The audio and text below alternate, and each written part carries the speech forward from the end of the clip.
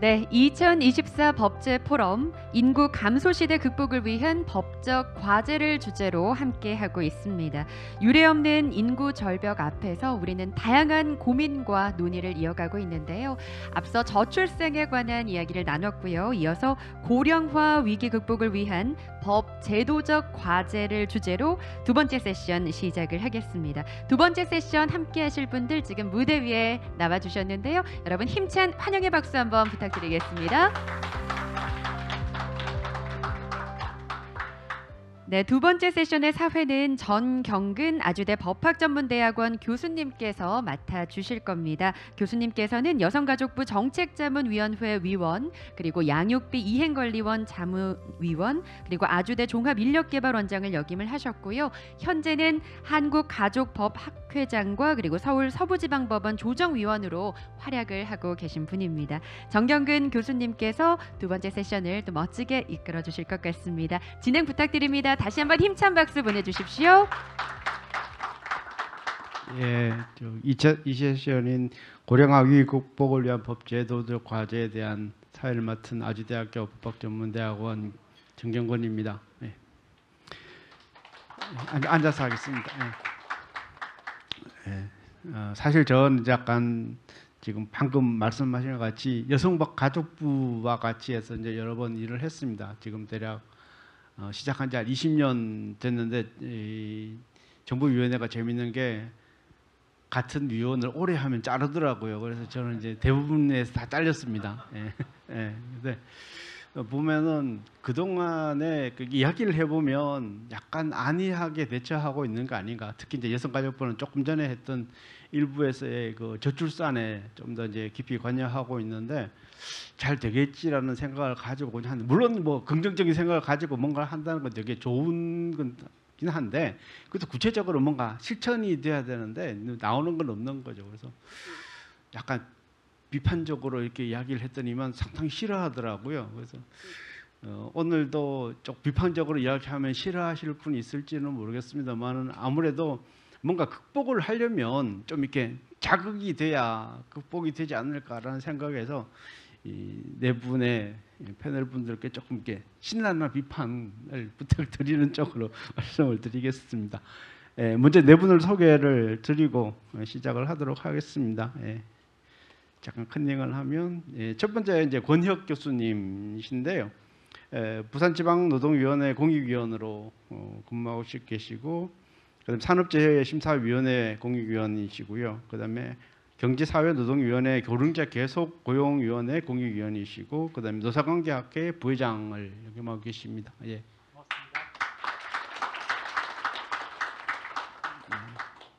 자, 그다음에 이제 황남희 박사님인데요. 한국보건사회연구원 저출산 고령화 정책기획센터장을 맡고 계십니다. 보건사회연구원에 근무를 하고 계시면서 통합사례관리학회 편집위원을 하시고 노년학회 기획위원도 하시고요. 그다음에 여성정책연구원의 성인지 예산에 관한 평가위원회 실무위원을 하셨고, 그다음에 잠깐 동안은 이제 제주도에 있는 제주연구원에서 객원연구위원도 하셨습니다. 한번 소개드립니다. 예, 자, 세 번째는 법제연구원의 선임연구원으로 계신 박광동 박사님이신데요. 행정안전부 중앙주소정보위원회 부위원장을 계시고, 국무조정실 청년정책전문가 자문단 위원으로 계시면서 그다음에 국회 입법지원위원으로도 활동하고 계십니다. 그다음에 기획재정부 자체평가심의위원회 위원이시고요.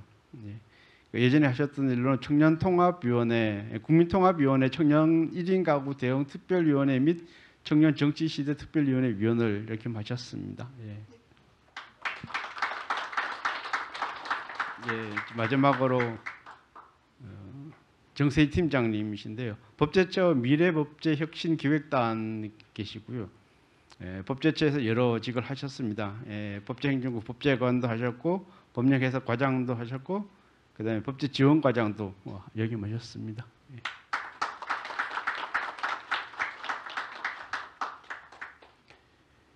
자, 본격적으로 이야기를 시작을 해보겠습니다. 뭐 우리나라가 초고령 사회가 다 돼간다는 것은 아까 여러 번 이야기를 들으셔서 알 겁니다. 내년이면은 20% 넘어서 초고령 사회가 될 거다. 예. 저도 조금 있으면 거기에 기여하는 사람이 될 것 같긴 합니다만은 안 했으면 좋겠는데 잘 안 되더라고요. 시간이 지나니까 저절로 되는 것 같습니다. 초고령 사회가 고령 사회가 되는데 걸린 시간은 프랑스가 115년, 미국 73년, 독일이 40년, 일본 24년 걸렸는데 우리는 77년이다. 그 시간이 굉장히 짧다라고 하는데요. 사실 이거는 이 통계에 대해서는 저는 약간 불만이 있습니다. 왜냐하면 옛날에는 전쟁이 많아서 죽은 사람도 많았는데 최근에는 전쟁이 없었습니다. 그래서 죽은 사람이 별로 없어서 아마 좀 더 빨리 되지 않나라고 하는데 이제 이 날짜가 중요한 게 아니라 얼마만큼 시간이 중요한 게 아니라 앞서 잠깐 말씀을 하셨지만 이건영 총장님 말씀하셨지만 인구 구조의 문제가 굉장히 심각하다라고 하는 게 사실 더 중요한 것 같습니다. 얼마나 빨리 초고령 사회가 되느냐라고 하는 문제보다는 얼마나 빨리 우리의 인구 구조가 기형화되고 있느냐라고 하는 게 더 중요한 문제 같습니다. 그러니까 이 부분에 대해서 좀 더 긴 시간을 들이고 논의를 해야 될 것 같은데요. 사실 저희들은 주의 시간이 아시지만 3분씩입니다. 그래서 여기 계신 네 분께 3분의 시간을 드리면서 일단 기본적인 이야기부터 들어보도록 하겠습니다. 공 교수님부터 말씀을 해주십시오. 예, 반갑습니다. 방금 소개받은 부산대학교 법학전문대학원의 권혁입니다. 저는 노동법 전공인데요.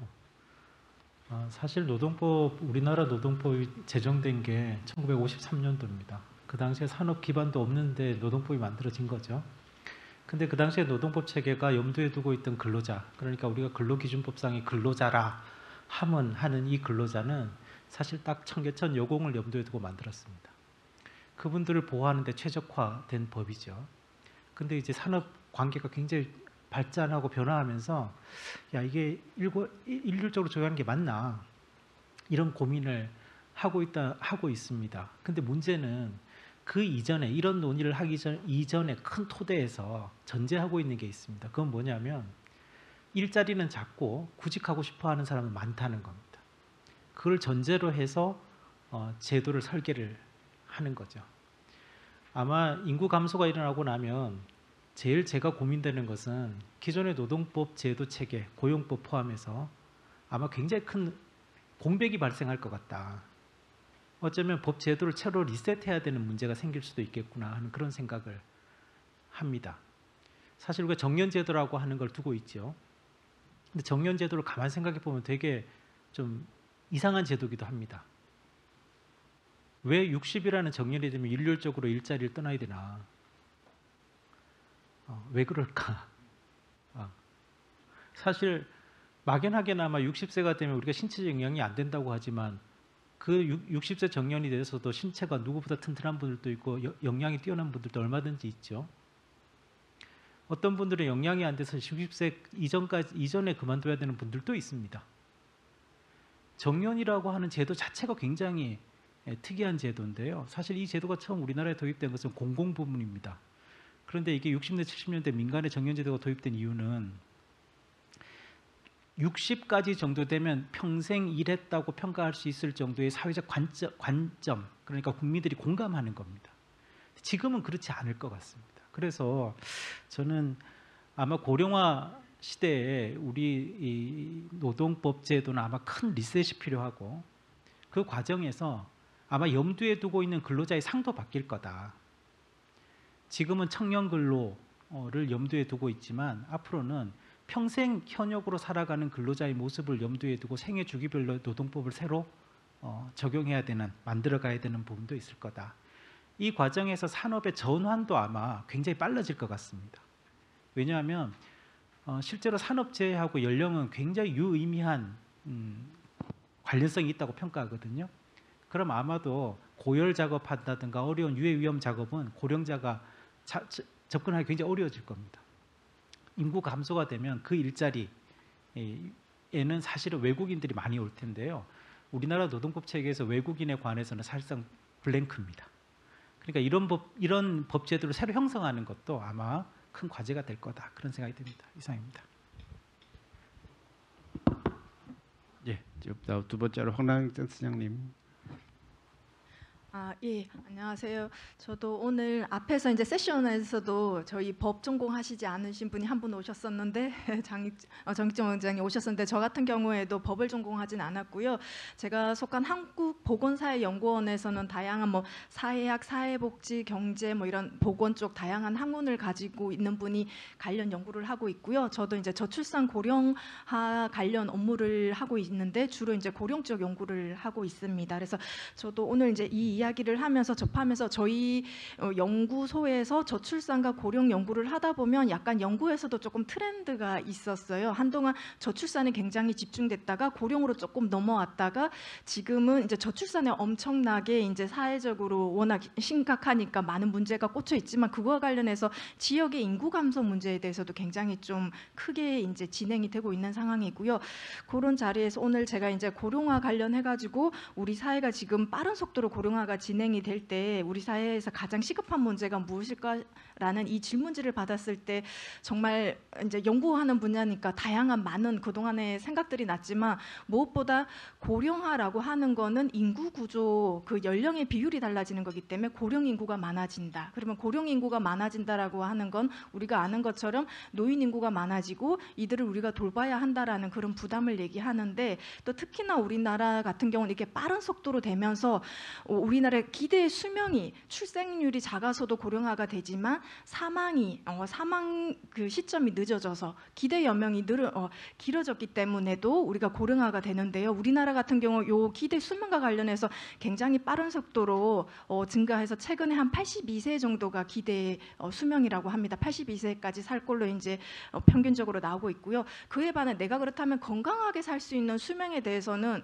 통계청에서 나왔던 자료에 의하면 65세 정도 돼요. 그래서 우리가 이제 80대까지 살지만 사실 15년에서 17년 정도는 아프다, 유병 기간을 지낸다라고 하는데 그러면 그만큼 우리가 노령 인구 자체도 많지만 기대 수명이 길어지는 상황에서 건강 수명은 길어지지 않기 때문에 돌봄이 필요한 노인, 어르신들이 많아진다라는 거고 이와 관련해서 그러면 우리의 돌봄 인력 부족 문제가 좀 심각해지지 않을까? 특히 지금 1차 베이비붐 세대가 65세로 진입을 했고 10년 후면은 아무래도 건강 수준이 더 안 좋아지는 후기 고령 노인이 될 거고 그때 이제 2차 베이비붐 세대도 노년 인구로 진입하기 때문에 그런 문제가 생기지 않을까라는 생각을 들고요. 그러면서 이와 관련해서 우리나라는 이미 2008년에 노인복지 관련해서 기초연금 제도도 도입이 되고 장기요양보험 제도가 도입이 됐었습니다. 그래서 노인의 돌봄을 사회화하는 이런 게 계속 지속이 되어 왔는데 이미 오래전에 지역 같은 경우에는 돌봄 인력이 부족한 이런 지역들이 나타나고 있습니다. 그래서 이거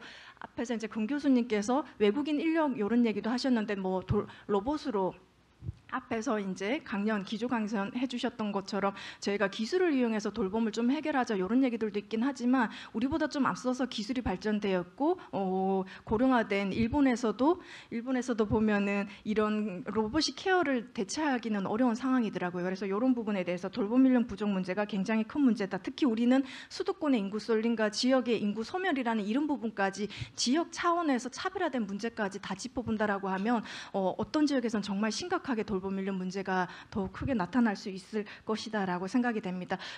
거기에다가 덧붙여 인력 말씀하셨는데 저희가 돌봄 노동은 굉장히 저평가되어 있는 상황입니다. 그래서 돌봄 인력을 내가 요양보호사를 하겠어라고 하는 사람들이 많지 않기 때문에 더더욱 청년층이 이 시장으로 유입이 되지 않고 있고 돌봄 인력들이 고령화되고 있어서 그런 부분 자체도 문제이기 때문에 이런 돌봄 인력 문제가 시급하게 오지 않을까, 크지 않을까라고 생각합니다. 예, 저 세 번째로 박 의원님. 예, 제가 주로 청년만 하다가 갑자기 고령화를 하라고 그래서 예, 국민통합위원회에서 그때 청년을 주로 했고요. 그 국무조정실이랑 그다음에 보호대상 아동 관련해서 좀 연구를 해달라고 해서 이번에 진행을 했었는데 그때 여러 가지 좀 논의 중에 하나가 뭐였냐면요. 청년, 중장년, 고령 이렇게 갔을 때 다 연결돼 있다는 거죠.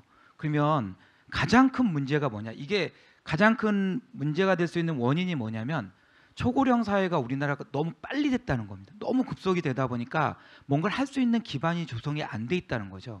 그러면 저희가 한번 생각해 보면 여러 가지 방면으로 생각한 다음에 가장 중요한 문제를 좀 도출할 필요가 있는데요. 개인적인 영역을 좀 볼 필요가 있습니다. 개인적인 영역은요. 일단 고령화로 급속히 갔기 때문에 자기 건강이라든가 뭐 그중에는 정신적인 건강도 있겠죠. 그다음에 경제적 문제가 있고요. 또 가족 해체의 문제가 있습니다. 그 또 하나 문제가 이제 사회 영역에선 그럼 어떤 문제가 발생할 수 있느냐? 그러면 이제 세대 간의 갈등이 발생하는 거죠. 어느 쪽에 집중되다 보면 각각의 세대가 각각의 지원을 받겠다든가 여러 가지 문제가 발생할 수 있다라는 부분이 있고요. 그런 부분 때문에 공공재정의 문제가 발생하게 될 겁니다. 자, 그다음에 경제적 영역이 있죠. 경제적 영역은 아무래도 이제 급속하게 고령화가 되다 보니까 국가의 경제 성장과 관련된 부분들이 둔화된다는 부분, 개인적인 부분은 아까 말씀드렸다시피 고용이라든가 경제적 안정이 잘 안 된다는 부분이 발생할 수밖에 없다라는 것이고요. 또 하나 이제 문화적 측면을 좀 볼 필요성이 있는 게 급속도로 고령화가 되다 보니까 이 문화라는 것이 단절되는 부분들이 많이 발생하게 됩니다. 특히 이제 저출산과 관련 저출생 뭐 이렇게 연계되다 보니까 이것이 연결된다기보다는 단절되는 거죠. 그래서 뭐 여러 세대에서 가장 이제 문제가 됐던 부분이 고리분둔이라는 부분이 발생하지 않습니까? 그러면 이게 세대 연결이 안 된다라는 부분이 발생한다는 것이죠. 또 하나는 이제 정치적 영역을 볼 수 있습니다. 주로 이제 저희가 생각할 수 있는 게 고령화, 급속한 고령화, 뭐 아니면 급속하게 저출생이 됐다. 그러면 거기에 영역에 맞춰서 굉장히 지원책들이 많이 나온다는 거죠. 청년 영역도 마찬가지거든요. 그래서 상대적으로 중장년층들이 힘들다라는 얘기들이 많이 나옵니다. 그게 왜 그러냐? 다시 그 고령화로 넘어가는 단계인데 이걸 연결할 수 있는 이음새가 적다는 것이죠. 그러니까 그런 부분들을 어떻게 할 것인가에 대한 부분들이 정치적인 영역에서도 문제가 발생할 것이고 또 하나는 정치인의 어떤 연령별 부분들이 또 하나의 갈등 요소가 될 수밖에 없다는 것입니다. 자기가 고령화에 속해 있는 부분과 그 다음에 젊은 층, 그 고령화에 속하지 않은 영역들이 서로 그 문제를 일으킬 수 있는 부분들이 있다는 것이죠. 그런 부분들 전체적으로 봤을 때 가장 이런 인구가 감소해서 고령화가 초고령화가 됐을 때 가장 큰 문제는 세대 간 갈등으로 인한 어떤 사회적 소멸 부분들이 발생할 수 있다. 분열이 발생할 수 있다라는 것으로 보고 있습니다. 이상입니다. 예, 감사합니다. 예, 마지막으로 정세희 팀장님께 부탁드리겠습니다. 공통 주제에 대해서 마지막으로 발표한다는 게 참 부담스러운 것 같습니다. 제가 하고 싶은 말씀들을 되게 앞에서 말씀을 많이 해주셔가지고 약간 중복되는 그런 측면도 있을 수도 있을 것 같은데 그만큼 이제 제가 말씀드리고자 하는 부분들이 또 중요한 부분일 수도 있겠다라고 생각이 되는 게요. 사실 이제 나이는 숫자에 불과하다라는 말도 있는데 이런 말이 실감날 정도로 열심히 이제 능동적으로 활동하시는 고령인들도 계시지만 사실 일반적으로 나이가 든다는 것은 육체적, 정신적으로 쇠약해 간다라는 것을 의미하기 때문에 이 또한 이제 돌봄이 필요하다라는 것으로 연결시킬 수 있을 것 같고요. 그렇다면 평균 연령의 상승을 의미하는 초고령 사회를 앞두고 있는 시점에서는 돌봄이 필요한 고령자를 위한 안전망을 만드는 것이 가장 중요한 문제라고 생각이 듭니다. 과거에는 이제 가족 안에서 돌봄이라는 문제들이 해결이 됐었는데 출산율이 감소하고 인구 전체에서 노인이 차지하는 비용이 늘어나다 보니까 과거의 방식처럼 노인을 가족 차원에서 부양하기는 곤란하게 된 것 같고요. 그러면 이런 이제 노인의 돌봄을 사회가 감당하는 것이 고령사회의 돌봄의 기본 방향이 되고 있는 것 같습니다. 이에 따라서 이제 국가나 지방자치단체들도 노력도 이제 계속 확대되고 있는 것 같습니다. 국회는 이제 법을 만들어서 뭔가 제도적 기반을 만들려고 하고 있고 정부나 지방자치단체는 이 법에 기초한 다양한 계획이라든지 정책 등을 통해서 그 노령사회 관리하기 위해서 대비하고 있지만 질문하면서 말씀해 주셨던 것처럼 고령사회, 초고령사회로의 진입이 다른 나라에 비해서 지나치게 빠른 상황에서 현재 기준으로는 노인들의 복지와 돌봄을 감당하기에 충분하지 못한 수준의 사회적 안전망이 구축되고 있는 것 같고요. 그렇다면 이제 앞으로 계속 수요가 증가할 것으로 예상되고 그러면 이제 국가나 지방자치단체에서도 계속해서 무슨 정책이라든지 제도를 만들 텐데 말씀은 이제 앞에서 그 계속해서 말씀하셨던 것처럼 이런 부분들에는 당연히 예산이 들어가게 되는데 국가 재정이라는 것이 이제 무한정한 것이 아니고 또 새로운 재정을 확보한다는 것도 쉬운 것이 아닌 상황이기 때문에 어떤 한쪽의 예산을 확대하다 보면 다른 쪽이 축소될 수밖에 없는 이제 그런 풍선 효과가 생길 수밖에 없고요. 그렇다면 이제 예산이 줄어들므로 인해서 지원이 축소되는 쪽은 이제 불만이 또 야기될 수밖에 없는 그런 상황인 것 같습니다. 그리고 일반적으로 이제 복지 예산이라는 건 이제 세금을 내는 사람들의 입장은 대부분 이제 젊은 사람들일 테고, 그다음에 특히 고령화 정책에 대한 수혜층은 이제 연세 드신 분들이 많으시기 때문에 그 예산을 담당하는 쪽과 수혜를 받는 쪽이 좀 다르다 보니까 이로 인해서 아까 이제 박강동 의원님께서 말씀하셨던 그런 세대 간 갈등이라든지 사회 간 갈등이 일어날 수밖에 없는 그런 가능성도 높다고 할 것입니다. 그래서 이런 갈등들이 정책을 만들어가는 과정에서 해소가 돼 가면서 만들어지면 좋겠지만, 고령사회가 장기화되면서 이런 갈등들이 해소되지 못한 상태에서 정책들이 계속 만들어진다면 갈등의 골이 계속 깊어질 수밖에 없을 거고, 그렇다면 이런 정책들이 오히려 사회의 분열되는 단초가 될 수 있다는 점에서 크게 우려되는 부분이라고 할 수 있을 것 같습니다. 그래서 이를 해결하기 위한 세대 간 대상을 아우르는 정책에 대한 고민이 필요하지 않을까라는 게 저의 생각입니다. 예, 뭐 대부분 말씀하신 것 중에 한 가지 공통점이 있다면 나이 들어서 어떻게 지낼 수 있느냐, 건강하게 잘 지내느냐의 문제인 것 같습니다. 결국은 그걸 다른 말로 하면 그 사람들에 대한 부양 또는 돌봄 뭐 이런 거의 문제인 것 같은데요.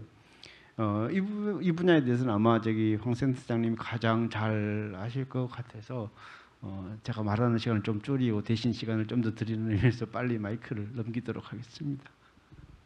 예. 예. 제가 저희 앞에 모니터에 시간이 나오고 있거든요. 이걸 보니까 되게 마음이 조급해지는데, 예, 저희가 이제 사전에 오늘 이제 질문을 받았을 때 저희 이제 연구소가 아무래도 인구 정책 관련해서 저출산 고령사회 기본 계획이 있잖아요. 5년 단위로 2006년부터 우리가 범부처 차원에서 저출산과 고령사회에 대해서 대처해야 된다라고 해서 마스터 플랜 5년 단위를 짜면서 지금 현재는 2021년부터 2025년까지 4차 저출산 고령사회 기본 계획이 추진 중입니다. 이 기본계획 5년 단위 안에서도 매년 해마다 시행계획에 대해서 어떻게 이게 이루어지고 있는지 평가를 하는데요. 그런 작업들을 저희 센터 속에서 주로 하고 있고, 저도 이제 연구진으로 참여하면서 이러한 정책들이 국민의 삶의 질에 영향을 미치느냐라는 질문을 이제 받았었는데요. 예, 그렇죠. 아무래도 저희 이런 정책들이 나올 때 정부의 정책 결정자뿐만 아니라 관련 이제 연구자들 이런 분들이 머리를 맞대서 해외 사례도 참조하고 하기 때문에 정말 개별적으로 하나하나 정책은 모두 다 국민의 삶의 질을 높이는 방향으로 이제 제시가 좀 됐다라고 생각하고요. 그런데 이게 실제로 얼마나 효율적으로 작동을 해서 그 원하는 결과가 나오느냐, 이 부분은 조금 다룰 수는 있을 것 같아요. 그러나 이 하나의 정책이 그 성과를 내는 데는 너무나 다양하고 복잡하고 이런 부분이 있기 때문에 하나로 또 얘기는 하긴 어렵지만, 제가 작년에 이제 그 시행계획 평가를 이제 하면서 아무래도 작년에 2023년 했으니까 2022년에 평가들을 보면 예년처럼 다른 때처럼 그 각각의 사업에 대해서 예산 대비 집행률 뭐 그리고 이제 목표했던 성과 지표가 있는데 그 성과 지표를 얼마나 달성했는지 수준을 보면은 모두가 90% 이상으로 굉장히 높은 수준으로 나오고 있습니다. 정책들은 그래도 대부분 잘 하고 있는데, 특히 작년에 저희가 그 이제 과제를 진행을 하면서 조금 달랐었던 부분이, 요 과제는 아무래도 저출산 고령사회위원회에서 이제 의뢰해서 진행을 하고 있는데, 우리가 정책에 대해서 너무 방대하다, 저출산에도 많이 얘기되는 것처럼 고령 쪽 부분에서도 어느 정책이 더 효과적인지 이런 부분을 좀 짚어봐야겠다라고 해서 예산 규모나 과제의 뭐 중요도 그리고 기타 다른 선행 연구들 이런 것들을 가지고서 핵심적인 과제가 어떤 것이 있었는지 그거에 대한 성과를 좀 짚어보는 연구를 함께 했는데요. 그중에 저희 이제 많이 알고 있으신 것 같은 경우가 노인 일자리 사업, 이런 부분들은 기존 문헌들에서도 보면 이게 이제 어르신들의 소득에서도 조금 긍정적인 영향을 미치지만 그 외 다양한 우울 감소를 하고 사회의 관계를 형성을 하면서 많은 좋은 점을 영향을 미치는 이런 부분이 나오고 있고요. 그런 부분 때문에 지금 이게 우리 고령 인구가 원래 7월에 행안부의 이제 주민등록 기준으로 보면 1,000만 명이 넘었다라고 합니다. 65세 이상. 그리고 이 노인 일자리가 올해 기준으로 지금 예산안 나왔을 때 100명 정도가 참여하게 되고 있거든요. 노인의 이제 65세 이상이 한 10% 정도가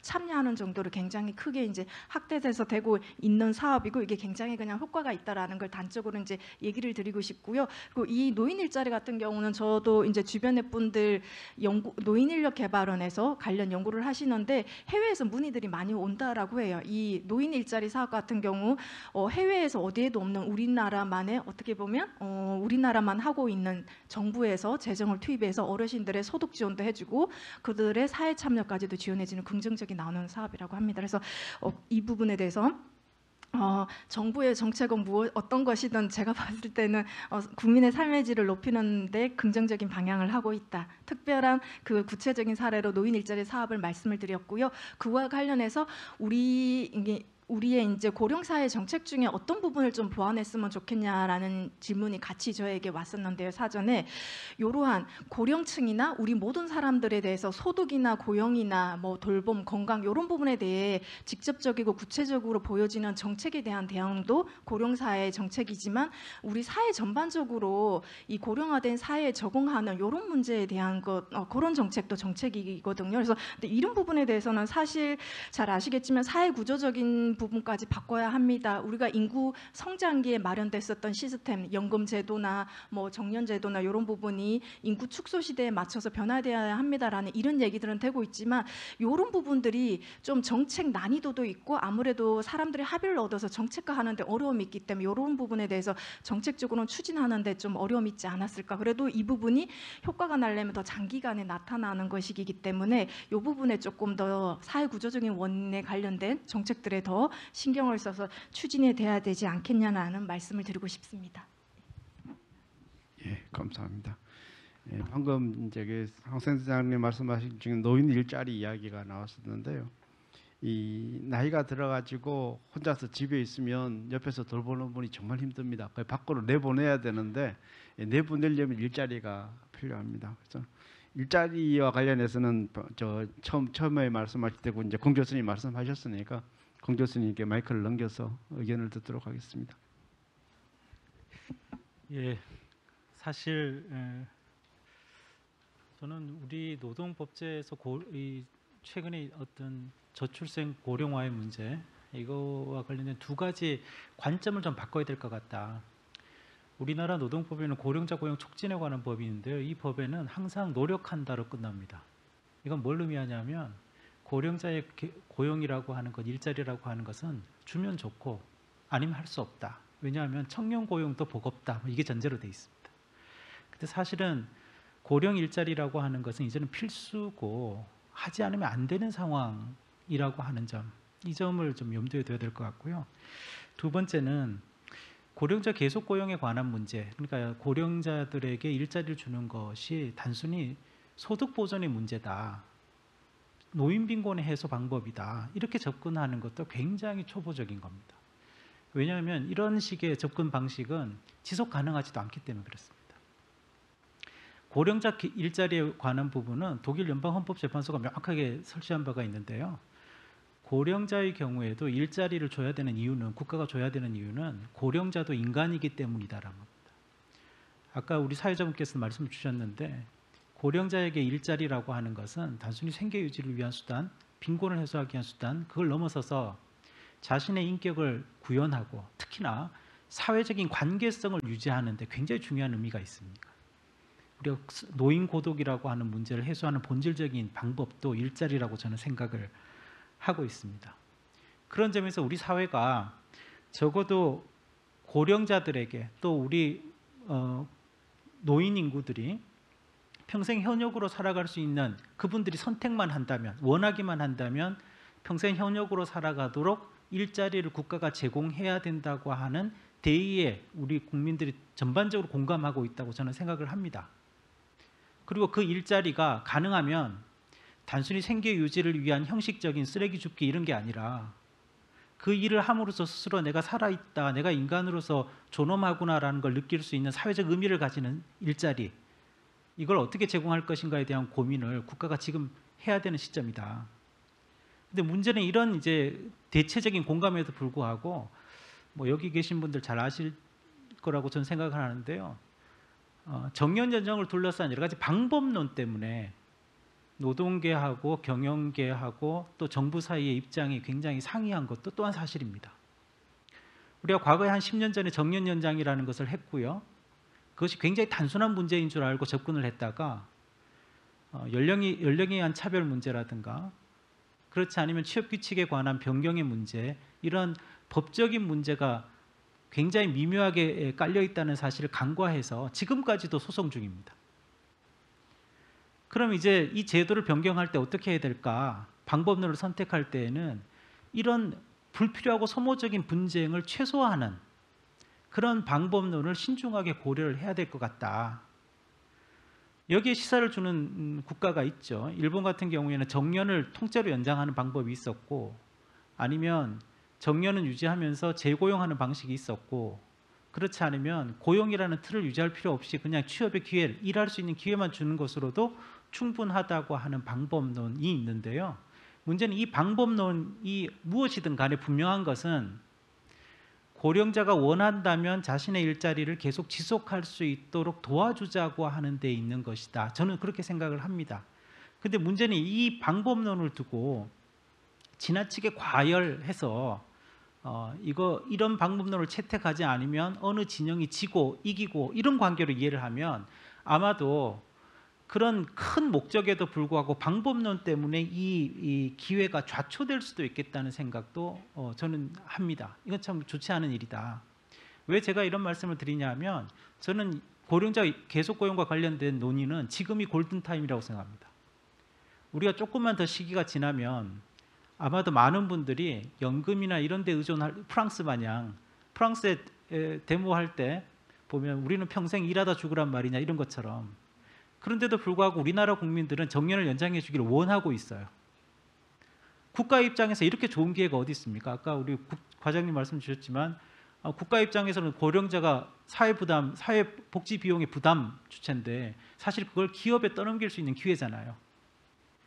그러자면 계속 고용의 문제는 노든 사든 정이든 배려의 문제가 아니고 각각에게 굉장히 매력적인 그런 것이어야 된다. 기업 입장에서도 고령자 고용이 매력적이어야 되고, 노동자 입장에서도 고령자 계속 고용이 매력적이어야 되고, 정부 입장에서도 그래야 된다. 그런 점에서 사회적인 대화와 타협이 중요하다고 저는 생각을 합니다. 이걸 단순히 어떤 교섭처럼 승부를 가늠할 문제가 아니고, 우리 다 같이 고령자에게 일자리를 계속 제공하자고 하는 데 대한 목표를 어떻게 수행할 것인가에 대한 서로의 소통, 이게 되게 중요하지 않을까, 그런 생각을 해봤습니다. 이상입니다. 네, 감사합니다. 그 다음에 질문 드려야 될 건 가족과 관련된 건데요. 사실 이게 고령자는 이제 노령이 되면은 돌봄이 필요합니다. 그럼 돌보기 가장 좋은 게 가족이라는 개념인데요. 사실 우리 사회에 좀 됐죠. 이제 1인 가구가 가장 많아진 시기가 벌써 한 7, 8년은 됐습니다. 그러니까 1인 가구에서 돌봄을 할 수 있다라고 생각을 안 하실 겁니다. 아마. 그죠? 적어도 예전에는 그 대가족이었기 때문에 가능했다고 보는데요. 그러니까 결국은 그런 모여 사는 게 어떤 하나의 트레이드가 돼서 모여 살면서 다른 사람을 돌보는 그런 이제 방법이 좋을 거라고 생각이 됩니다. 이 문제는 사실은 저출산과도 관련이 있습니다. 이게 남녀가 같이 살아야 애도 생기고 뭐 그런 거 아니겠습니까? 아까 이 총장님 말씀하실 때 왜 남녀 유학생이 한 방에 못 지내느냐 뭐 그렇게 말씀하셨는데, 뭐 불가능한 건 아니죠. 뭐 같이 살게 해주면 되죠. 문제는 다른 사람이 가만히 안 있다는 게 이제 문제인데요. 하여튼 이 문제와 관련해서 지금 대법원에도 계류 중인 사건도 있는 것 같은데, 그러니까 이 부분에 대해서는 박선임 위원님께 좀 부탁을 드리겠습니다. 예. 제가 한 2-3년 전쯤에 이 연구를 한 1년간 했었거든요. 뭐 국회 쪽도 하고 저희 기본과제로도 하고 그랬는데 굉장히 어려웠습니다. 수요를 다 맞추기가 굉장히 어려워서. 그런데 아까 법제처장님이 그 말씀을 하시더라고요. 수요자의 니즈에 맞는 어떤 정책이 필요하지 않겠냐. 아까 이제 고용을 말씀 주셨잖아요. 우리가 정년 연장을 한다는 얘기를 계속 얘기하지만 또 다른 측면으로 보면 고용 형태를 변화하는 것도 필요하다는 거죠. 왜냐하면 파워 시니어들이 있거든요. 액티브 시니어도 있습니다. 그러니까 어떤 고령자이냐에 따라서 자기가 원하는 것들이 있거든요. 나는 계속 근무를 하겠다는 분도 계시지만 나는 참여만 할 거야. 참여해서 그 정도의 비용만 받으면 그 정도의 소득만 있으면 돼 라고 할 수 있다는 거죠. 마찬가지로 이 고령화 사회에 있어서 가족이 이제 다양한 변화가 필요한데 이것도 그 다양한 변화를 원하는 국민들의 어떤 니즈가 필요하다는 겁니다. 이제 그러려면 제일 중요한 부분이 뭐냐면 이걸 단순히 고령화 사회니까 가족이 조금 변화해야 되는 거 아니야? 그러면 그 변화를 위해서 어떤 관점에서 봐야 되지? 우리가 그냥 인구 감소하니까 인구론적 관점으로만 봐야 되나? 라고 하면 굉장히 잘못된 접근이라는 거죠. 인구론적 접근도 필요하지만 이건 사회 정책적인 부분이고 그걸 하기 위해서 안정적이고 운영되는 부분들이 지속적이 되기 위해서는 거기에 포함되어 있는 가족의 어떤 기본권이라든가 권리 부분들이 보호될 수 있는 어떤 구조를 가지고 있어야 합니다. 여기서 문제되는 게 뭐냐면 종래 저희가 맨날 얘기하는 게 뭐냐면 정상가족이라는 표현을 많이 써요. 그러니까 우리가 지금 그 협의적으로 법적인 개념에서 가족 개념이 정상가족이다. 그러니까 법률을 해가지고 거기서 가족들이 나오면 그게 정상 가족이다라고 얘기하는데 반대 논리로 따지면 비정상 가족이라는 형태가 되잖아요. 비정상이라는 게 아닙니다. 그러니까 무슨 말이냐면 가족이라는 형태는 사회적 문화적인 형태에 따라서 다양하게 변화될 수 있다는 것을 전제로 해야 된다는 부분이고요. 그래서 기본적으로 가족의 개념은 사회적인 부분, 시대적인 부분에 따라 다양하게 바뀌죠. 그래서 최근 들어서 논의되는 게 이제 사유리 같은 경우이지 않습니까? 비혼인데 인공수정을 통해서 아이를 낳았다. 근데 그분은 이제 일본에 가서 이제 수술해서 그러니까 아이를 낳은 거고 우리나라에선 그건 아직 받아들일 수 없는 부분이라는 거죠. 자, 그러면 이것 부분들이 최근에 가서 다시 이제 논의되고 있는 겁니다. 그것도 일정한 형태에 있어서의 그 가족의 범위 확대로 갈 수 있지 않겠느냐와 관련된 부분의 논의들이 이제 시작되고 있는 거거든요. 또 하나는 뭐냐면 종래 아까 이제 신옥주 교수님이 말씀해 주셨던 프랑스의 팍스라든가 이런 것처럼 비혼 동거하는 부분에 관해서 우리가 인정해 줄 것인가에 대한 부분이거든요. 단순히 이제 비혼 동거를 인정해 줘야 된다라고 하게 되면 이걸 어떻게 관리할 건데라는 관리적 측면을 볼 수밖에 없습니다. 물론 비혼 동거자인 이분들 자체도 일정한 정도의 법적인 보호, 제도적인 범위 안에서 들어갈 수 있어야 된다라는 전제에서 보통은 등록이라든가 이런 부분들을 하게 되면 그와 관련된 법적 효과를 부여해 줬으면 좋겠다. 라는 부분으로 가는 거거든요. 그래서 그런 부분들이 있고요. 그런 걸 하기 위해서는 몇 가지 고려사항이 있는데요. 저희가 민법 같은 경우에 가족의 범위를 정하고 있습니다. 근데 과연 그 가족의 범위 부분을 계속 유지할 것인가에 대한 부분이 좀 고려가 필요합니다. 왜냐하면 다른 법에서 가족이라는 부분을 민법의 전제로 하기 때문에 이건 굉장히 고전적 형태의 가족만을 의미하는 것이거든요. 그러면 이 민법을 어떤 식으로 개선할 것인가 아니면 또 개정할 것인가에 대한 부분을 볼 필요성이 있고요. 또 하나 이제 저희가 건강가족기본법이나 다문화가족지원법에서 이 가족의 범위를 어떤 식으로 확대시킬 것인가에 대한 부분도 볼 필요성이 있다는 것입니다.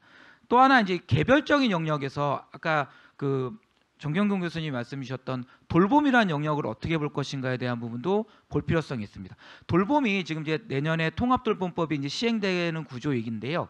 문제는 뭐냐면 그러면 과연 그 중간 지원 조직들이 전국 단위로 할 수 있는 것인가? 그리고 지금 기초자치단체에서 그와 관련된 부분들을 다 수행하도록 되어 있는데 과연 그 기초자치단체에서 그걸 수행할 만한 어떤 행정력이라든가 재정력이라든가 인적인 부분이 되어 있는가? 에 대한 부분이 고려해야 된다는 것이죠. 근데 지금 그런 부분들이 아직은 이제 제도와 과정 중에 있기 때문에 다양한 형태를 하고 있지만 그런 부분들에 대한 준비가 조금 더 잘 되어야 된다라는 부분이고요. 또 하나 저희가 생각해야 되는 부분이 뭐냐면 저희가 고령 사회에 있어서 가족 부분들이 서로 돌봄을 할 때 어떤 조건들이 있냐면 동거 가족이라는 표현들을 많이 씁니다. 동거하고 있는 가족이 돌봐줬을 때 지원해 줄게. 근데 굉장히 최근같이 인구 감소 시대에는 그런 부분들이 어려울 수밖에 없습니다. 그러면 사실상 동거하고 있다는 부분을 이렇게 증명하면 복지라든가 지원책들이 갈 수 있는 구조로 간다는 것이 좀 중요하지 않겠느냐라는 생각을 하고 있습니다. 이상입니다. 감사합니다. 예. 방금 지적하셨으니까 제가 변명을 한마디만 하고 가면요. 민법에 있는 가족이라는 개념은 호주 제도가 폐지되던 2005년에 민법을 개정하면서 만들었습니다. 이제 만든 이유에 대해서 뭐 여러 가지가 있겠지만 그냥 약간 우스갯소리라 하는 말 중에 하나는 호주에 관한 민법의 조문이 굉장히 많습니다. 그걸 다 이제 삭제를 하다 보니까 헌해졌다는 거죠. 그래서 뭔가 하나는 채워야 되지 않느냐. 그래서 가족이라는 개념을 집어넣었다고 합니다. 근데 이제 그 개념을 보면 저를 기준으로 저의 친자관계 그러니까 부모님, 자녀, 그다음 배우자, 그다음 형제까지가 형제 자매까지가 저의 가족입니다. 그다음에 이제 처가 식구들은 동거하면 가족이 되는데요. 반대로 처의 입장에서 생각해 보면 자기네 가족은 장인들은 장모님 뭐 이렇게 해서 이제 처남 이렇게 가는 거죠. 그럼 저는 가족 아니잖아요. 그러면 이제 제가 가끔씩 사람들한테 묻습니다. 그럼 가족 모임은 누구랑 합니까? 그럼 이제 각자 자기 기준으로 가는 거죠. 예. 처가 식구하고 할 때 나는 가족 모임 아니에요. 그죠? 처 기준으로 가족 모임이 되지만 예, 뭐 이런 식의 이제 문제들이 있더라고요. 그래서 차라리 지우는 게 맞지 않냐라는 생각을 개인적으로는 하고 있습니다.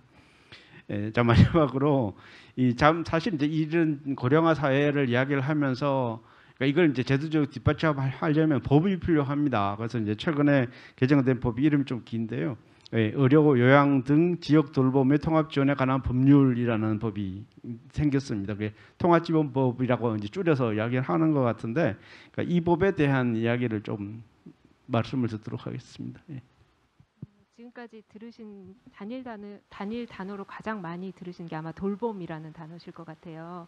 고령사회의 그만큼 주요 쟁점 하나가 돌봄이고요. 근데 최근 조사에 따르면 노인분들이 조금 어렵더라도 나는 지금까지 살았던 지역에서 계속해서 살고 싶다라는 그런 발음들이 많으셨던 것 같습니다. 그래서 이런 노인들의 필요에 부합하게 돌봄을 제공하고자 하는 목적으로 제정된 법이 이제 아까 말씀하셨던 그 법, 이제 짧게 요약하면 돌봄통합지원법인데요. 이 법이 올해 3월에 공포되었고 2년의 유예 기간을 두고 2026년 3월에 시행될 예정입니다. 이 법은 이제 2020년부터 발의되기 시작했던 법들 7개 법이 발의됐던 것을 통합해서 이제 법안 소위를 거쳐서 보건복지위원회 대안으로 마련됐던 안인데요. 본격적인 논의는 23년부터 진행이 됐던 것 같습니다. 그래서 23년 2월부터 공청회를 개최해서 이야기를 듣고 수차례의 실무협의, 그다음에 법안 소위 심사, 법사위 논의 등을 거쳐서 법안이 마련되었는데요.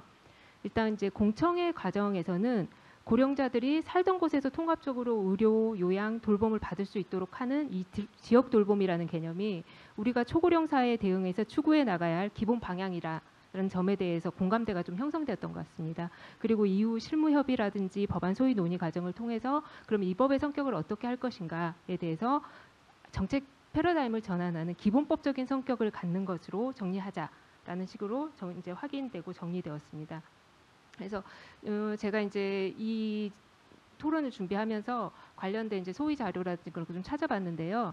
법의 제정 과정에서 가장 많이 논의됐던 게 법의 제명을 어떻게 할까였던 거였더라고요. 그래서 이제 많이 논의됐던 게 법의 제명에 돌봄의 대상으로 언급됐던 노인을 집어넣을 것이냐, 그리고 돌봄의 주체를 지역사회라고 하기로 했는데 그럼 지역사회를 법안에 제명에 넣을 것인가, 이런 이제 논의들이 많았었는데, 먼저 이제 통합 돌봄의 주된 대상이 노인이긴 하지만 이 법 자체는 노인으로 한정하고 있지는 않습니다. 그렇다 보니까 노인은 이제 제명에서 제외하자라는 식으로 정리가 됐고요. 그다음에 통합 돌봄의 주체를 지역사회로 명시하는 것은 지원을 하는 것은 국가도 포함되기 때문에 넣는 건 적정하지 않다라는 주장도 있었지만 어쨌든 이 법을 통해서 활성화하려는 목적이 지역이다. 그 지역의 역할을 좀 더 강화하자, 드러내자, 강조할 수 있도록 하자라는 측면에서 지역 돌봄으로 명시하는 것으로 이렇게 정리가 되었던 것 같습니다.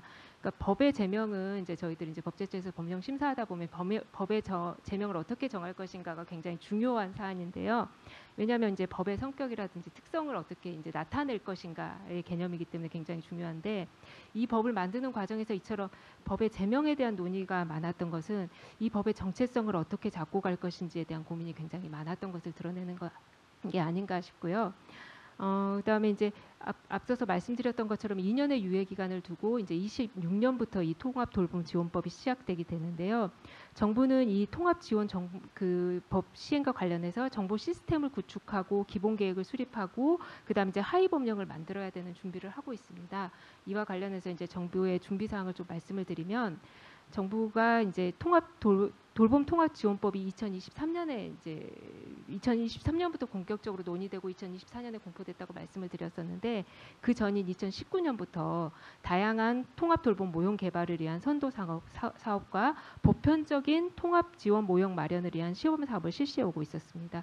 그래서 이제 선도 사업이 한 22년 끝났는데 22년 10월부터 노인 의료 돌봄 통합 지원 시범 사업 모델 개발을 위한 연구 용역을 시작으로 해서 노인 돌봄 통합 지원을 위한 이제 참여 지자체를 12개를 선정을 해서 그 시군구에 전담 부서로 하는 노인 통합 지원 센터를 설치 운영을 하고 읍면동에 신규 대상자 안내, 상담 등을 위한 지원 창구를 설치하도록 하는 등 통합 돌봄을 위한 체계 구축을 위한 준비를 해나가고 있습니다. 아까 이제 박강동 의원님께서 말씀을 하시면서 시군구까지 내려가서 이제 해야 되는데 이 준비가 좀 미흡하지 않느냐라는 말씀을 하셨었는데 아마 이런 시범 사업을 통해서 필요한 이제 그런 체계들을 구축해 나가지 않을까 싶고요.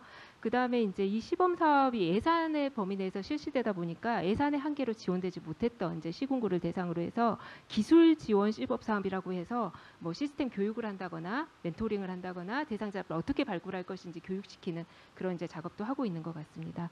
그다음에 이제 하위 법령 관련해서는 지금 이제 대통령령, 시행령, 표준 조례안 등을 하위 법령을 마련을 위해 이제 용역을 시행하고 있는데요. 법제연구원에서 용역을 담당하고 계시는 것 같고 아울러서 이제 그 구체적인 내용을 확정하기 위해서 통합 지원에 필요한 내용들을 구체화하기 위한 전문가 회의 등을 개최해서 다양한 의견들을 듣고 있는 것 같습니다. 통합지원법이 앞서 말씀드렸던 것처럼 기본법적 성격을 갖고 있다고 말씀을 드렸었는데 이게 이제 돌봄의 방향에 대한 이제 그렇다 보니까 사회적 비전은 제시하고 있지만 구체적인 서비스 분야라든지 아니면 지원 대상자를 어떻게 할 것인지는 다 하위 법령에 인되어 있어서 하위 법령의 내용을 어떻게 정할 것인지는 굉장히 중요한 사항일 것 같고요.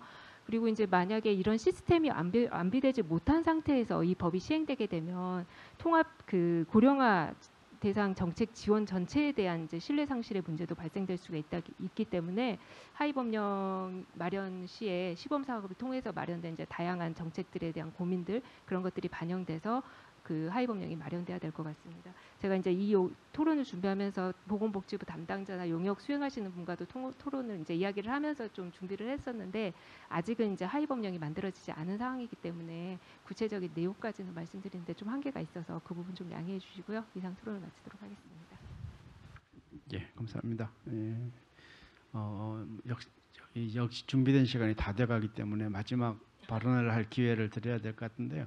지금까지 사실 굉장히 많은 걸 말씀을 짧은 시간 내에 하셨습니다. 그래서 약간 이제 정리하는 의미에서 지금까지 말씀하신 것들이 잘 이루어지려면 뭐가 필요할까에 대해서 말씀을 해주셨으면 합니다. 이번에는 역순으로 예, 왜냐하면 마지막에 말씀하신 분이 말이 없어서 할 말이 없기 때문에 바꿔서 하도록 하겠습니다. 배려해 주셔서 감사합니다. 사실 저는 정책의 전문가는 아니다 보니까 어떤 정책이 우선적으로 시행돼야 된다 뭐 그런 말씀을 드리기는 좀 어려울 것 같아요. 근데 다만 이제 정책의 수용 가능성이라는 것을 생각을 해보면 정책의 실현 가능성이 높으려면 수용 가능성이 좀 높아야지 정책의 실현 가능성이 높다는 점에서 저는 이제 그 정책 수립 과정에서의 의견 수렴이나 합의의 필요성 그런 이제 과정적인 절차적인 측면의 중요성에 대해서 조금 말씀을 드리고 싶습니다.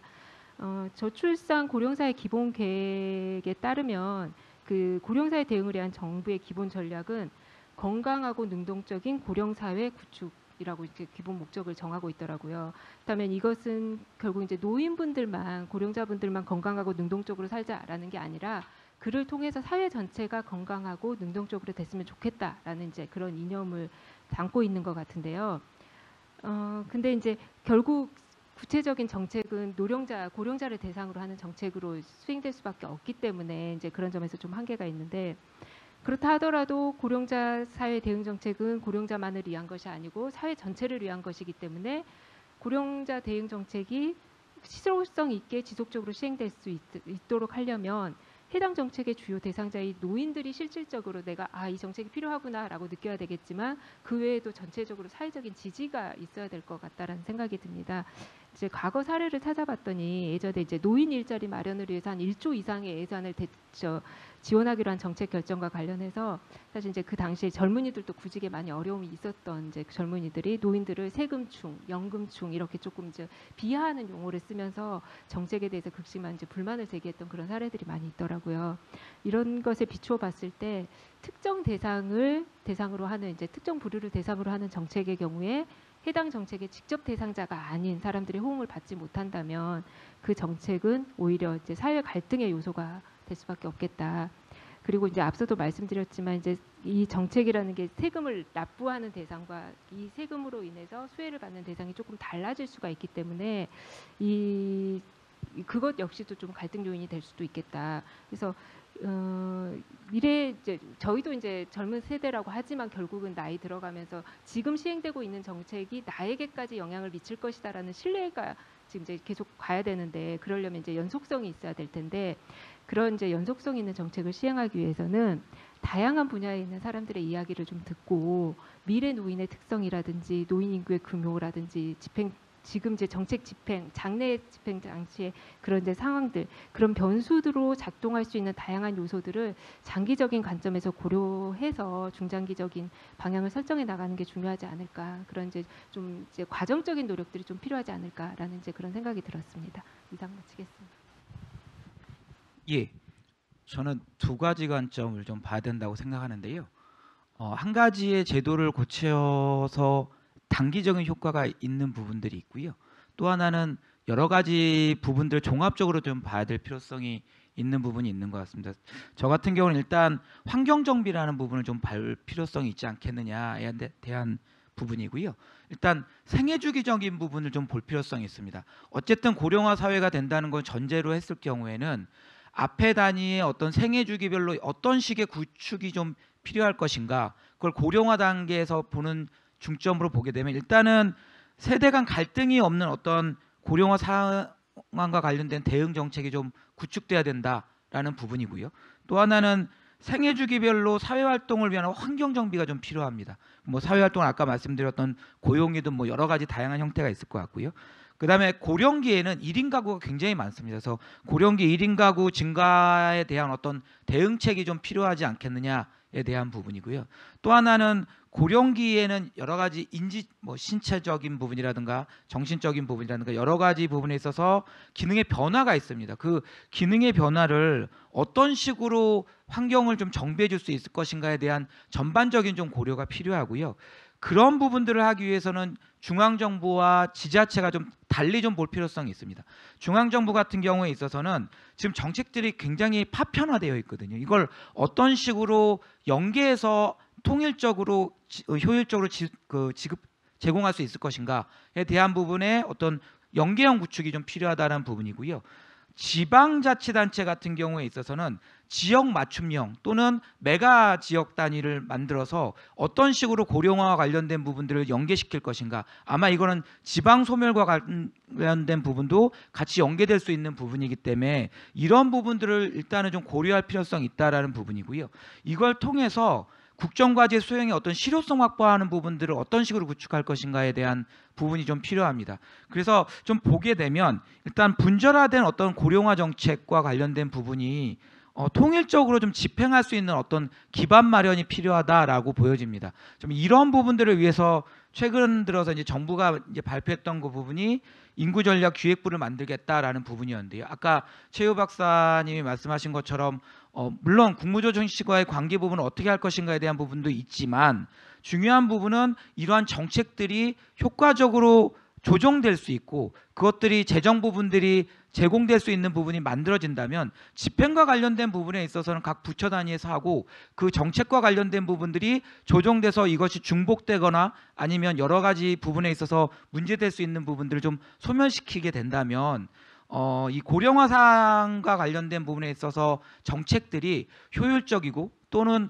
지속 가능한 부분들이 이루어질 수 있는 부분이기 때문에 조금 더 효과적이지 않을까 생각합니다. 이상입니다. 예, 감사합니다. 먼저 하시겠어요? 예, 네, 제가 할까요? 예, 하십시오. 예, 예. 상관없습니다. 예. 한 학기 해야 될 걸 11분에 하니까 가능은 하네요. 그래도. 예. 저는 최근에 계속 고용에 관한 논의 연구 참여하고 경사노인 논의도 참여하는데 제가 인터뷰를 해보니까 뭐 정년 채우기도 어렵습니다. 실제 우리나라가 그렇습니다. 정년 채우기도 해야 되고 정년 이후에도 계속 해야 되는데 가장 걸림돌이 기업 문화인 것 같아요. 다시 말하면 자기 밑에서 일하던 분이 팀장이 되거나 보직을 달면 계속 일하기 굉장히 어려워지는 거죠. 우리나라 기업 조직이 수직화되어 있다고 하는 것은 고령자 계속 고용에는 굉장히 큰 저해물인 것 같습니다.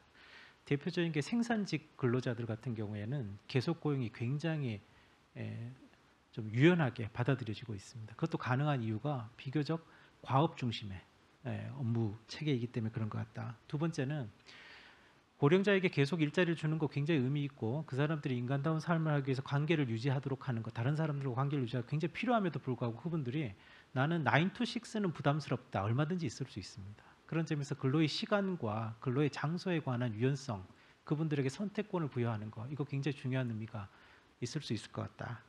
세 번째는 지금처럼 소득 보전 차원에서 쓰레기 줍기 뭐 이런 식의 일자리는 지속 가능하지도 않고 의미도 없다고 저는 생각합니다.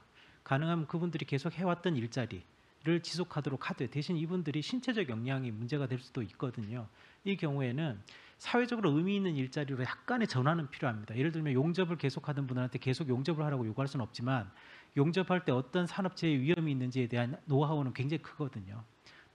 또 용접에 대한 그 기술적 노하우 숙련도 굉장히 중요하거든요. 그런 걸 좀 알려주는 역할.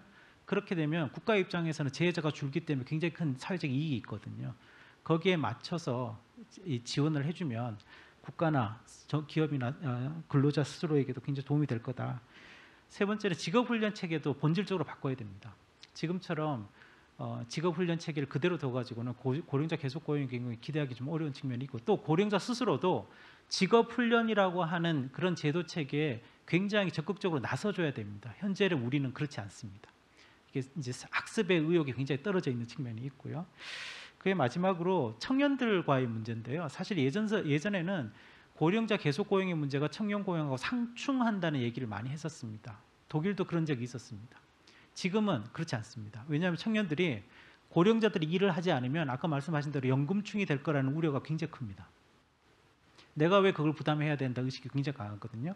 그래서 고령자의 경우에 일을 계속해야 된다고 하는 데 대한 공감이 청년층에도 있습니다. 문제는 그분들이 일을 계속하는 것은 좋은데 대신 그분들의 어떤 보수, 대가라고 하는 것이 기존의 어떤 일의 생산성에 훨씬 초과하는 것으로 하면 이게 좀 설득하기 굉장히 어려워지는 거죠. 그래서 생산성에 비례한 어떤 보수 체계를 어떻게 제도적으로 구현할 것인가에 대한 고민. 그 외에도 이제 고령자의 경우에는 틀림없이 산재 위험이 굉장히 높거든요. 그럼 이런 앞으로 고령화 시대 직장에서 산재 안전 기준 같은 것들도 새로 정비를 해야 계속 고용이 가능할 거다. 그런 생각이 듭니다. 이상입니다. 자, 마지막으로 부탁드리겠습니다.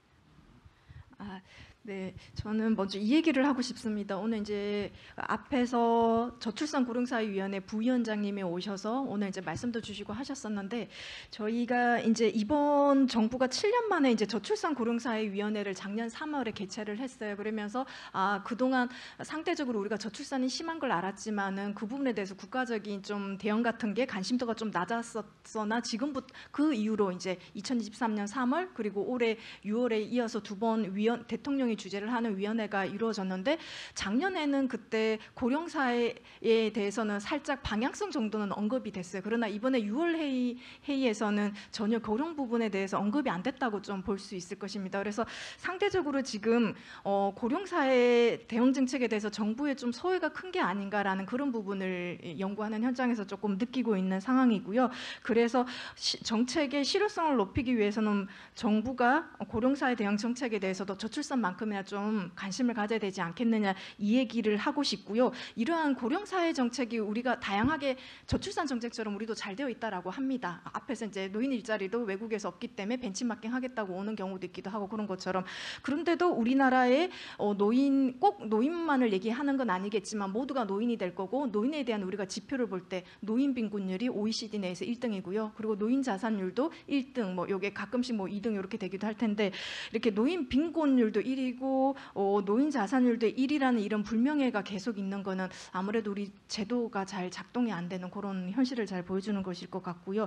그렇기 위해서는 이 정부의 관심뿐만 아니라 정부가 조금 정책에 대한 신뢰를 얻을 수 국민에 대한 기업에 대한 우리 사회 모두의 신뢰를 좀 얻을 수 있는 노력을 해야 되지 않겠느냐. 그렇기 위해서는 정부가 조금 더 정책이 한번 만들어지면 연속성 있게 계속 이루어질 필요가 있겠다라는 생각을 듭니다. 가령 오늘 지금 얘기하시는 정년 연장 저희가 60세로 했지만 실제로 이제 우리나라 평균적으로 은퇴하는 연령 보면 잘 아시겠지만 49세다 50세다라고 하거든요. 그래서 일부에서는 정년 60세 법정 정년이 60세로 된 이후로 조금 일을 더 오래 한다라는 얘기도 있지만 오히려 그게 앞당겨졌다라는 이런 얘기도 있기도 하고 서울 같은 경우는 또 저도 깜짝 놀랐어요. 45세 정도에 오히려 더 전국 평균보다 더 빠르게 일 은퇴하게 되는 주된 일자리를 은퇴하게 된다라고도 합니다. 이게 왜 이런 정책들이 잘 만들어졌지만 그 기대한 대로 효과가 안 나는 것인지 작동이 안 되는 것인지 그런 부분 그리고 또 연금 같은 경우도 지금 정부에서 재정 지속 가능성을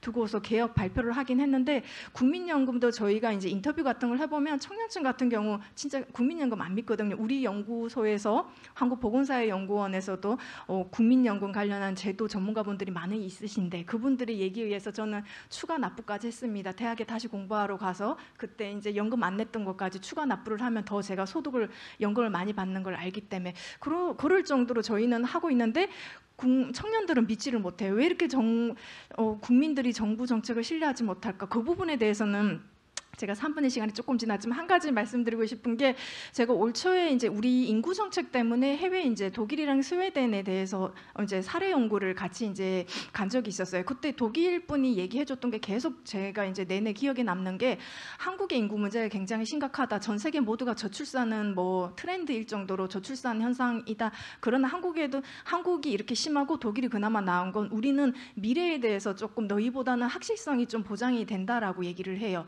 하나의 정책을 만들 때 많은 노력을 걸려서 많은 국민과 기업가 모두가 합쳐서 같이 정책을 만들고 개선할 때도 같이 모여서 해놓고 그 이후 정책도 내가 국민들이 10년이 되었을 때 20년이 되었을 때 30년이 되었을 때 노후가 됐을 때 어떤 미래가 될 거라는 건 한국보다는 더 조금 확실성이 있다. 불확실성이 낮다. 그렇기 때문에 우리가 너희보다 이런 인구 상황은 좋은 것 같다라는 얘기 했거든요. 그런 식으로 정부가 좀 우리 한국은 국민에게 정책에 대한 신뢰와 연속성 이런 걸 확보하기 위한 노력을 좀 했으면 좋겠습니다. 예, 감사합니다. 예, 지금까지 뭐 여러 가지 말씀을 하셨는데요.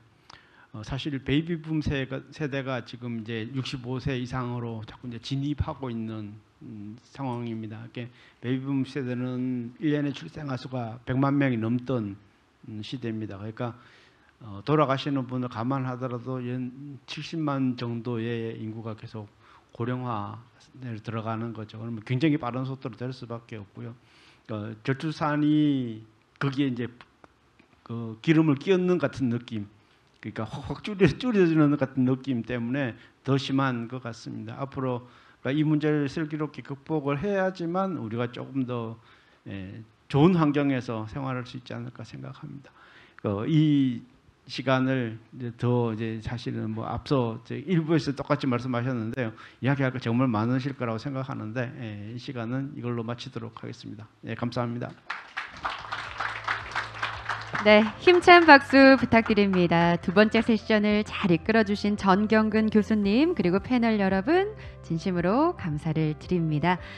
네, 이렇게 준비된 모든 세션이 마무리가 됐습니다. 여러 전문가 분들을 오늘 한자리에 모셔서 법 체계 안에 인구 문제를 둘러싼 우리 사회의 가치 그리고 미래 지향성을 담기 위해서 정말 뜨거운 논의가 펼쳐졌습니다.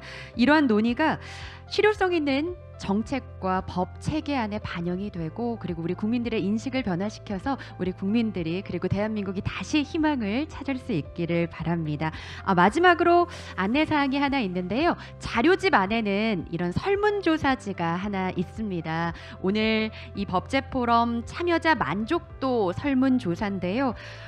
올해부터 새롭게 시작하는 법제포럼이 더 성공적으로 발전해 나갈 수 있도록 여러분께서 꼭 설문조사를 통해서 다양한 의견을 남겨주시면 저희가 반영해서 더 멋진 포럼을 만들어 가도록 하겠습니다. 네, 설문조사 많이 참여를 부탁드리고요. 2024 법제포럼에 참석해 주신 우리 내외기민 여러분께 다시 한번 진심으로 감사를 드립니다. 그러면 조심히 돌아가시기 바랍니다. 저는 지금까지 아나운서 김하나였습니다. 고맙습니다.